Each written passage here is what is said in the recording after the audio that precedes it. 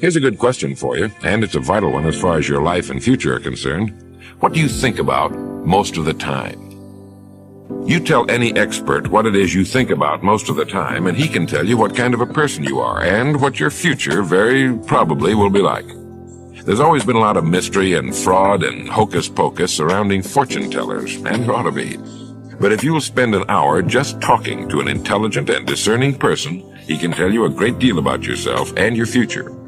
Ralph Waldo Emerson once wrote, "A man is what he thinks about all day long." It's really as simple as that. You are literally what you think about. By analyzing your thoughts, you can analyze yourself. Just as the alcoholic thinks about alcohol, the dope addict about dope, the criminal about crime, the medical student thinks about medicine, the lawyer about law, the young mother about her children and her husband. We are, as Emerson wrote, what we think about all day long. Now, of course, during the course of a day, we think about many things, hundreds of things. But what controls our lives is what we think about most of the time. So if you can tell me or anybody what you think about most of the time, I or anybody else can tell you what you are.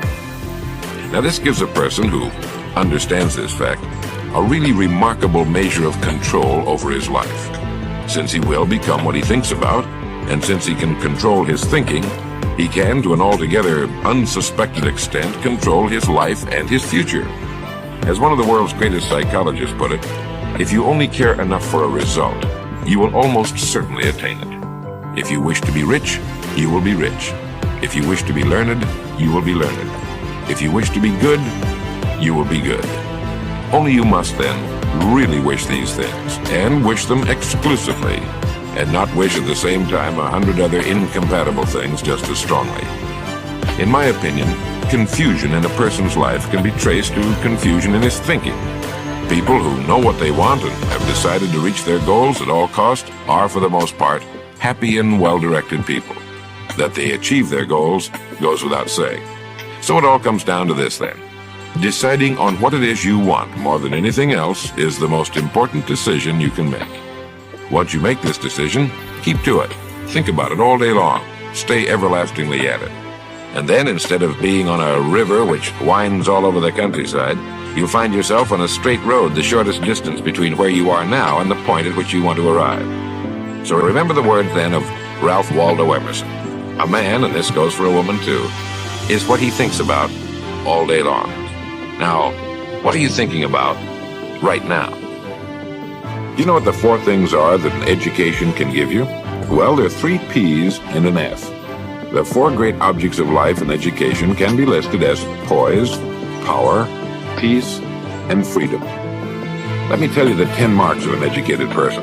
You can check them off as I run down the list and see how you qualify. The 10 marks of an educated person. 1, an open mind. This is the ability to toss even your most cherished beliefs into the trash can if you find they're not true. Number 2, the educated person will listen to all the information someone else can give him on the subject and then draw his own conclusions. Number 3, the educated person never laughs at new ideas. He never says that something is impossible, ridiculous, or that it cannot be done. Number 4, the educated person cross-examines his daydreams. A lot of people have become great by realizing that some daydreams can become practical realities. Number 5, the educated person discovers his strongest point and then makes the most of it, and each of us has one. Nothing succeeds like success, but mainly because a person has found his strong point and has learned how to play it. Number 6, learn the value of good habits and how to form them. Number 7, know when not to think and when to call in the expert to do your thinking for you. Dr. William Mayer once said, "It's not surgery that kills people, it's delayed surgery." Number 8, you can't sell the educated person magic. It's amazing and pitiable the great number of people who believe in luck, charms, special days, signs, Black Fridays, and other superstitions still around from the Dark Ages.